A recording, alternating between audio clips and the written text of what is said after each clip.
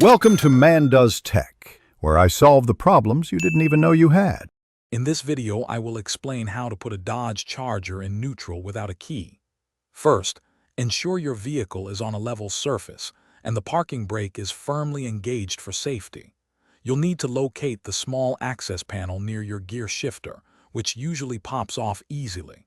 This panel covers the shift lock release mechanism, a crucial step in this process.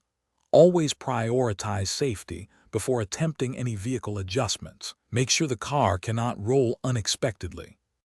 Once the parking brake is set, carefully remove the small coin holder or access cover located near your gear shifter. This often requires a small flathead screwdriver to pry it up. Beneath this cover, you will find the emergency neutral release. For many models, this is a red strap or a button. Pull the strap or press the button to disengage the park lock, then you can move the shifter into neutral. Remember, this procedure is designed for emergency situations, such as when your battery is dead or the car needs to be towed. It is not intended for regular use. Always refer to your Dodge Charger's owner's manual for the most accurate and model-specific instructions.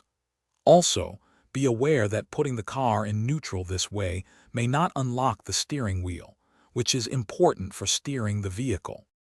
After successfully placing your Dodge Charger in neutral, double-check that it is secure and won't roll unexpectedly.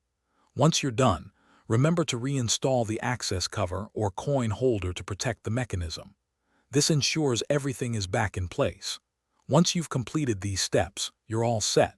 And hey, while you're getting things done, remember to stay refreshed. Check out the description below for a link to the Owala water bottle and other great deals we've found for you. Thanks for watching and drive safely. Thanks for watching. If you found this helpful, don't forget to like and subscribe.